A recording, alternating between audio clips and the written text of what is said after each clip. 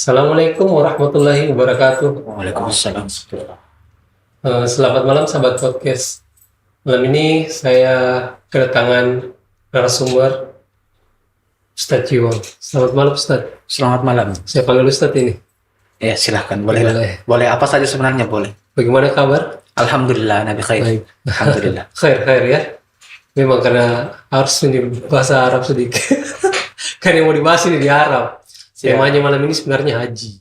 Haji. Haji. Oke, siap. Karena saya ambil juga tema ini karena berapa hari ke depan itu sudah Zulhijjah. Momennya memang. Iya, momennya memang bagus-bagus dibahas juga ini. Mana kabarnya Pak Mundu ini? Pak Mundu Sudah di rumah. sudah di rumah? Sudah. Alhamdulillah. Sudah kembali. Saya langsung ingat. Sudah Ingat chatnya kita itu. Sudah ke rumah. Sudah di rumahnya? Sudah. Oke. Saya langsung ke pertanyaannya saja. Bolehkah menghajikan orang lain? Menghajikan orang Orang lain. lain? Ya, Baik. ada. Namanya badal. Iya. Badal itu memang diajarkan di dalam syariat atau telah termaktub di dalam syariat akan kebolehan membadalkan atau menghajikan orang lain yang sudah meninggal. Iya.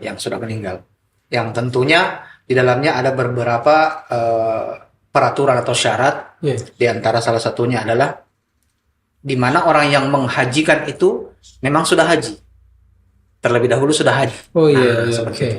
Yang pertama terlebih dahulu sudah haji, kemudian menghajikan orang yang telah meninggal dunia, entah itu mungkin keluarga Iya. atau bahkan di luar keluarga, boleh. Dalam syariat itu diperbolehkan. Iya. Lalu kemudian untuk satu orang itu yang menghajikan itu batasannya juga satu orang. Menghajikan Oh, satu iya. orang. Tidak bisa menghajikan lebih dari satu orang. Satu orang. Iya.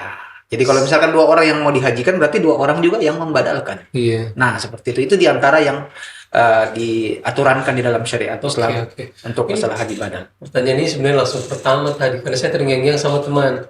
Ah, Dia kan iya. bertanya, Siap. yang mau podcast sebentar malam siapa? Saya bilangnya tuh yang bahas parenting itu, Dr. Ciung itu. Oh iya. Kemudian itu kan, itu dia bilang, oh iya, minta tolong pertanyaan ini tolong dikasih tahu juga. Hmm. Mungkin kalau ini kan ada yang udah meninggal ya.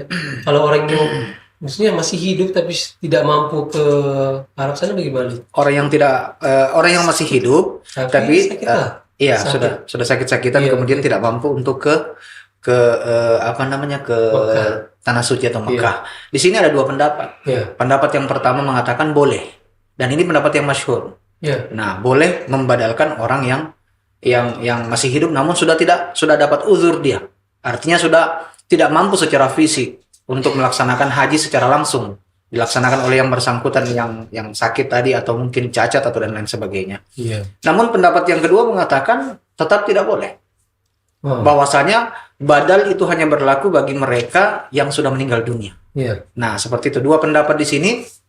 Maka kalau kita harus memilih, maka harus kita jujur mengatakan bahwa di antara dua pendapat yang ada adalah pendapat yang pertama yang dipandang lebih masyhur atau lebih populer Iya, dibandingkan oke. pendapat yang kedua.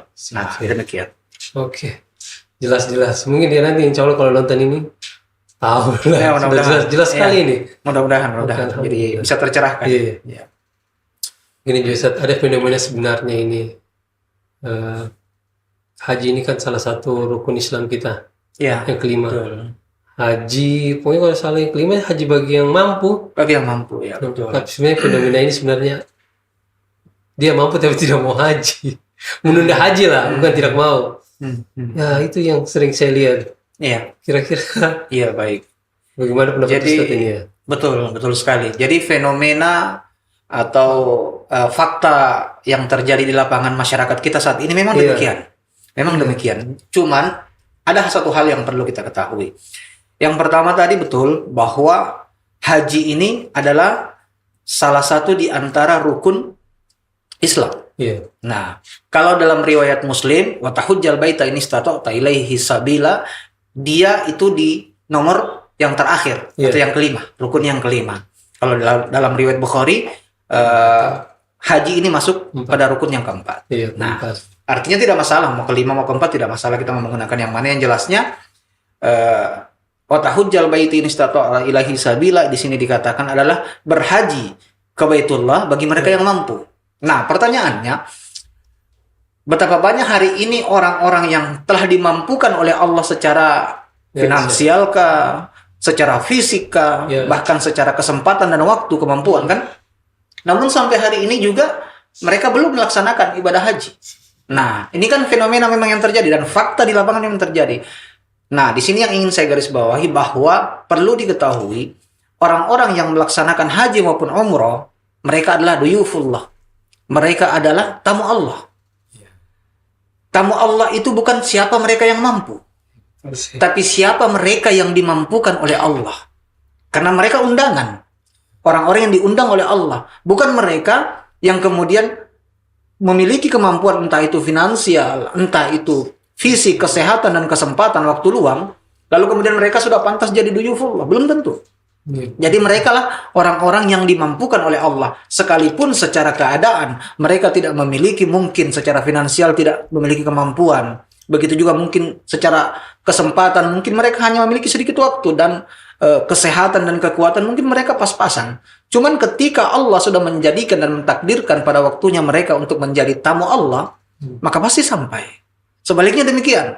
Bahkan saya pernah mengatakan ketika saya memberikan manasik memberikan manasik kepada orang yang haji atau umroh, saya katakan sekalipun kita sudah di depan tangga pesawat, ketika Allah belum memampukan kita pasti batal.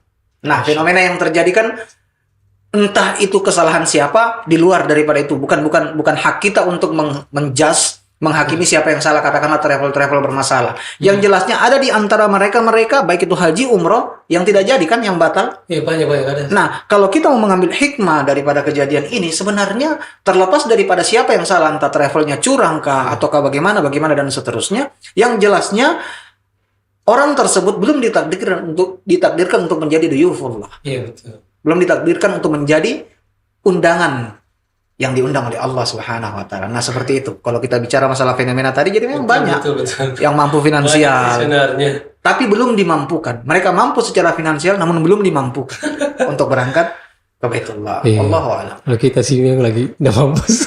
Bukan mampu dua-duanya, lagi masih menabung. Betul. Insya Allah ya, kita punya niat sebenarnya. Betul. Kita justru punya niat untuk naik haji kan. Walaupun kita ini juga ada sih biasa orang yang tidak pernah sholat, kan, tidak pernah puasa, tapi dia punya finansial berangkat haji. Alhamdulillah berangkat haji. Berangkat haji, naik haji. Mana itu hajinya, Ustaz ya? Kalau sudah haji ya. Walau alam di sana dia sholat atau tidak, kan? Puasa atau tidak di sana. Tapi kalau kesehariannya di sekitar di lingkungan memang dia tidak sholat tapi berangkat haji, kira-kira hajinya itu diterima tidak ya? Baik. Kesimpulannya adalah bagaimana hukum atau bagaimana dipandang bagi mereka yang melaksanakan haji. Namun pada kesehariannya mereka tidak melaksanakan sholat atau mereka meninggalkan sholat. Kalau kita berbicara mereka ketika melaksanakan haji dan umroh di Mekah dan Madinah, tentu pasti mereka telah melaksanakan di sana sholatnya. Betul. Itu pasti karena kenapa? Memang di sana mungkin Bang Pian ini sudah merasakan juga bagaimana euforia, semangatnya ibadah itu di dua kota ini, Mekah Madinah. Bahkan orang yang termalas pun pasti akan tergerak untuk melaksanakan sholat. Nah, itu. Namun ketika kembali ke tanah air atau ke rumah masing-masing, daerah masing-masing, ada di antara mereka yang sudah berhaji berumroh, namun tetap masih lalai, masih meninggalkan sholat mereka. Bahkan dengan entengnya mereka meninggalkan sholat, kan demikian. Nah, bagaimana dengan keadaan orang-orang seperti ini? Maka pertama dulu yang harus kita pisahkan adalah secara hukum. Secara hukum antara sholat dan ibadah haji maupun umroh itu adalah dua hukum yang berbeda. Hukum sholat berdiri sendiri, hukum haji dan umroh juga berdiri sendiri. Secara hukum, maka bisa dikatakan haji daripada orang yang meninggalkan sholat atau umroh daripada orang yang meninggalkan sholat adalah sah. Secara hukum ya. Secara hukum. Di sini secara hukum sah. Selama mereka memenuhi rukun dan syarat. Syarat dan rukun. Lalu kemudian di dalamnya mereka melaksanakan sesuai dengan anjuran-anjuran di dalam syariat. Mereka tidak melanggar dan seterusnya. Nah, tidak perlu kita bahas satu persatu, yang jelasnya selama mereka penuhi semua itu, maka dianggap sah haji maupun umrohnya. Lalu bagaimana ketika pulang tidak sholat? Bagaimana dengan orang seperti ini? maka orang seperti ini dia akan mendapatkan dosa daripada kelalaian daripada meninggalkan sholat itu sendiri. Lalu kemudian kita berbicara jangka panjang. Ini kan kita baru berbicara betul. dunia. Iya. Nah, kita berbicara sekarang jangka panjang. Bagaimana kelak nanti di yaumil qiyamah? Apakah alpa sholatnya tersebut atau yang ia tinggalkan sholat tersebut mampu digantikan atau ditutupi, ditambal dengan pahala haji dan umrohnya? Sama sekali tidak. Maka di dalam sebuah hadis dijelaskan oleh Nabi Shallallahu Alaihi Wasallam bahwa miftahul jannah as-shalah, kuncinya surga adalah sholat. Lalu bagaimana mereka yang tidak sholat? Yeah. Bagaimana dengan amalan-amalannya yang lain? Yeah. Maka semua amalan-amalan mereka dalam riwayat yang lain dijelaskan, semua amalan-amalan mereka ketika sholatnya mereka diterima. Nah, perhatikan kalimat di sini. Ketika sholat seorang hamba diterima, maka akan diperhitungkan ibadah-ibadahnya yang lain. Maka perhatikan, kita harus detail dan teliti dalam kalimatnya ini. Per letter-leg kita di sini. Jadi ketika sholat seorang hamba itu diterima di yaumil qiyamah, maka ibadah-ibadah yang lainnya itu diperhitungkan, mulai dihisab. Dihitung mana ibadah Quran, baca Qurannya, sholawatnya, zikirnya, kemudian hajinya, umrohnya, puasanya, dan seterusnya. Berbakti kepada orang tua dan seterusnya. Nah, perhatikan kalimatnya ketika sholatnya diterima. Nah, ketika sholat, lalu bagaimana kemudian ketika sholatnya tidak diterima? Dia melaksanakan sholat tapi sholat tidak diterima. Maka semua amalan-amalan ibadahnya yang lain pun dicampakkan dan tidak diterima. Ini masih kita berbicara orang yang sholat. Lalu pertanyaannya, bagaimana orang yang tidak sholat? Saya rasa terjawab dengan sendirinya, automatically kan. Orang yang sholat saja tapi sholatnya tidak diterima, ibadahnya yang lain dicampakkan, tidak diterima di sisi Allah Subhanahu Wa Taala. Apalagi orang yang tidak sholat. Makanya dalam Al-Quran ada sebuah ayat dikatakan, maka celakalah bagi orang yang sholat. Dalam surah Al-Maun kan. Betul. Siapa? Wailul lil musallin. Maka celakalah bagi mereka orang yang sholat. Bukan artinya, tidak yang sholat, malah dibilang itu sholat. Betul, orang yang sholat, bukan yang tidak sholat. Artinya orang yang sholat pun bisa celaka. Namun kan di ayat selanjutnya dikecualikan, kecuali mereka siapa, dikecualikan. Tetapi konteksnya di sini orang yang sudah sholat pun masih bisa celaka. Apalagi yang sama sekali tidak sholat. Jadi sangat disayangkan ketika ada orang yang berhaji, keluar uang banyak-banyak, umroh keluar uang, waktu, tenaga, dan pikiran, dan seterusnya. Kemudian sepulangnya tidak melaksanakan sholat. Pertanyaan besarnya adalah, sebenarnya ketika seseorang tersebut, dalam tanda kutip ya, berhaji atau umroh, sebenarnya niatnya apa? Kan itu pertanyaan besarnya. Cuman kan kita tidak mungkin menjustifikasi secara publik, di depan orang umum kita sampaikan. Demikian. Namun kalau kita mau membahas, ini bisa kita terka. Ini bisa kita tebak. Sebenarnya niatnya apa? Tidak bisa kita pungkiri di antara masyarakat kita ada mereka yang berhaji berumroh hanya karena status sosial. Mereka ingin mendapatkan status sosial orang yang sudah berhaji, orang yang sudah umroh. Tidak bisa kita pungkiri. Wallahu alam, hati orang kita tidak bisa baca. Namun dari indikasi gerak-gerik dan perilaku mereka kelihatan. Kan demikian. Wallahu alam. Minum dulu, Ustaz. Siap. Oh, jelas memang sih sebenarnya. Niatnya orang sebenarnya ya. Innamal a'malu binniyat. Betul sekali. Nah, ini juga mungkin pertanyaan berikutnya. Ada istri yang berangkat tanpa suami mahram gitu. Itu bagaimana sih? Baik. Hukumnya? Secara hukum. Nah, di dalam sebuah hadis ditegaskan, Rasulullah Shallallahu Alaihi Wasallam menegaskan bahwa tidak boleh seorang perempuan berjalan tanpa mahram. Pertanyaannya kemudian, bagaimana dengan perjalanan haji, perjalanan umroh bagi seorang perempuan yang mereka kemudian berjalan? Betul. Nah, kita sebenarnya ada juga budaya lebih mendahulukan perempuan daripada laki-laki untuk umroh atau haji. Kan rata-rata gitu. Betul. Istilahnya ladies first. Kan? Perempuan kan wanita. Ya, baik. Akhirnya kita laki-laki yang berangkat. Baik. Kita kembali ke hadis tadi bahwa tidak bolehnya seorang perempuan berjalan tanpa mahram. Cuman di sini yang dimaksudkan ketika berlaku pada haji dan umroh, ketika perjalanan ini, yakni haji dan umroh tadi, memang sama sekali tidak ada yang sejenisnya. Yang dimaksudkan di sini. Tetapi ketika dia berombongan, sama-sama Yang terjadi kan faktanya begitu. Iya, betul, perempuan. Laki-laki perempuan kan tidak cuma satu-satu. Iya. Nah, tidak pernah kita jumpai ada rombongan dari travel itu yang misalkan jumlah jamaah prianya itu 20 orang, sementara jamaah wanitanya cuma 1 orang. Kan tidak pernah kita temukan gitu. Iya. Nah, selalu pasti ada. Nah, ini sudah menggugurkan daripada hadis tadi. Maksudnya, orang ini sudah tidak dikategorikan dalam hadis tadi yang berjalan tanpa mahram. Jadi, iya, dia tetap betul, bisa dikatakan betul. berjalan dengan mahram. Nah, seperti itu. Wallahu a'lam. Iya, betul, betul. Kalau melaksanakan ihram haji sebelum masuk bulan-bulan haji. Maksudnya bagaimana? Ini ada pertanyaan di sini kan? Iya. Ihram haji sebelum melaksanakan bulan-bulan haji itu gimana Ustaz ya? Tentu tidak sah. Oh, gitu. Umroh dengan haji beda. Iya, Ya, kalau umroh kapan saja, iya. tidak ada masalah. Tetapi ketika haji, ini memang dia ada waktunya yang sudah ditentukan dan ditetapkan. Iya. Yakni pada bulan ke-12 pada penanggalan kalender Hijriah. Yakni bulan betul, Zulhijjah. Yang tepatnya pada tanggal 10 10. Zulhijjah. Di situ juga tanggal 1 sampai tanggal 9 bisa dilaksanakan puasa ya. Salah satu di antara keutamaan yang dianjurkan untuk dilaksanakan pada bulan Zulhijjah adalah berpuasa di hari pertama sampai dengan hari ke-9. Namun kata para ulama ketika itu memberatkan, Betul. maka cukup berpuasa pada pada hari ke-9-nya saja. 9. 9 Zulhijjah. Bahkan pahalanya luar Ya, biasa. keutamaan ini. Keutamaan daripada berpuasa baik itu dari pertama sampai yang ke-9 tadi itu Ya. bahwa mampu menghapuskan dosa-dosa 2 tahun. Bukan 1 tahun. 2 tahun. 1 tahun dosa yang lalu dihapuskan dan 1 tahun dosa yang akan datang. Masya Itu Allah. dihapuskan. Jadi 2 tahun dalam sabda Nabi. Ya. Ya, di sini diriwayatkan dalam sabda Nabi yang diriwayatkan oleh At-Tirmizi juga Ya. Tabarani dikatakan bahwasanya menghapuskan dosa.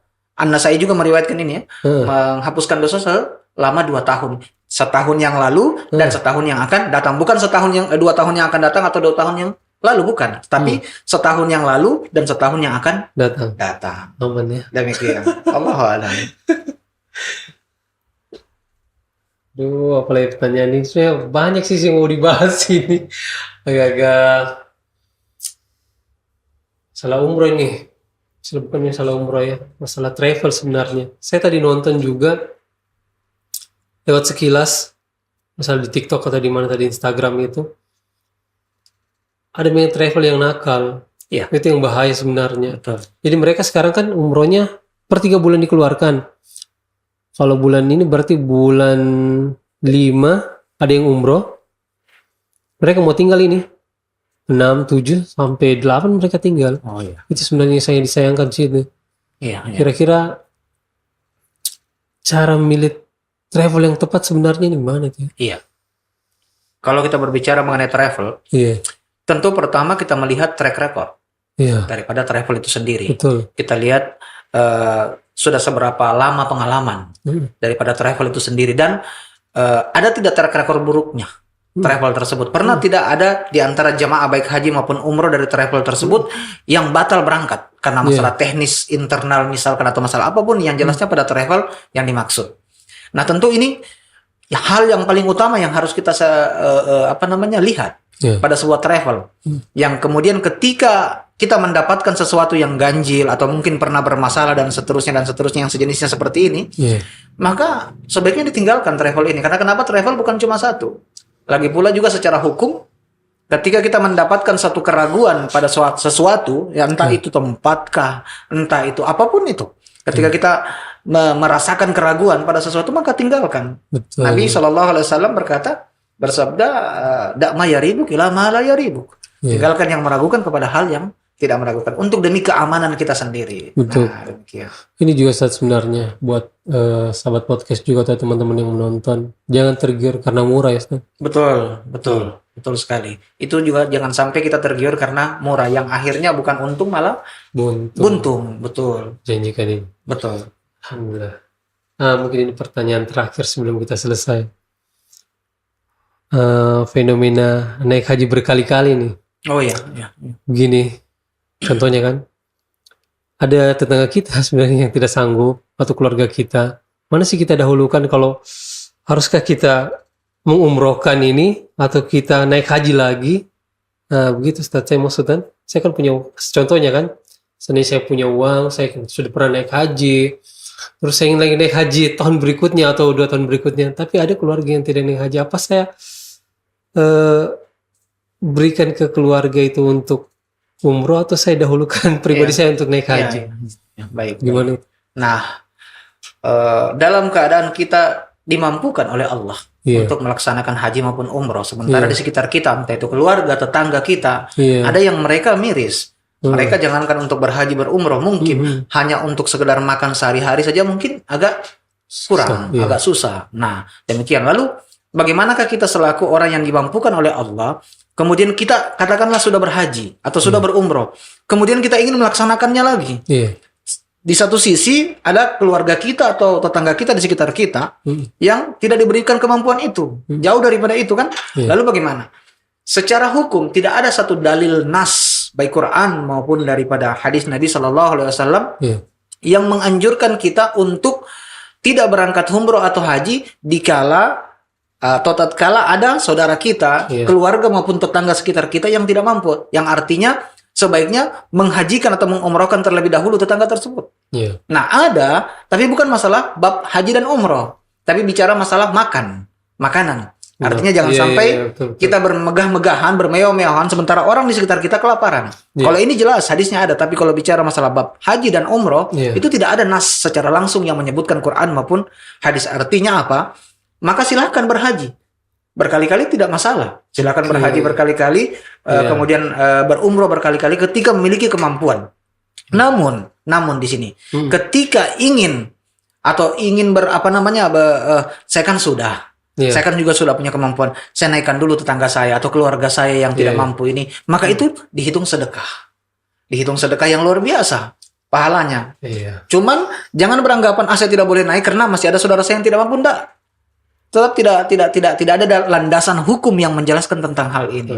Maka silahkan naik saja berkali-kali. Cuman kalau kita merujuk kepada hajinya Rasul Shallallahu Alaihi Wasallam, walaupun kita juga mendapatkan orang tua kita mungkin yang telah berkali-kali, tapi kalau kita merujuk pada Nabi Shallallahu Alaihi Wasallam, Nabi itu seumur hidupnya hanya berhaji sekali, hanya berhaji sekali wada. Namun bagaimana hukum orang yang ingin berhaji secara berkali-kali? Tidak bisa dilarang dan secara hukum sah. Karena kenapa? Ada kenikmatan yang dibalut dengan kerinduan ketika seseorang telah menginjakkan kaki di tanah suci Baitullah. Maka kenikmatan yang membuncah tersebut untuk kembali ke sana di samping pahala yang harus diraih 100.000 dan 10.000 di Masjidil Haram dan Nabawi kan. Selain itu pula, maka ini tentu suatu hal yang sangat-sangat dibolehkan dan tidak diharamkan di dalam syariat. Nah demikian. Allahu a'lam. Aduh, luar biasa sekali nih. Semua pertanyaan sudah diwakili sama Ustadz ini. Alhamdulillah. Teman-teman saja nanti menonton jawaban-jawaban dari Ustadz. Insyaallah. Jadi boleh saya tutup ini Ustadz. Silakan. Mungkin juga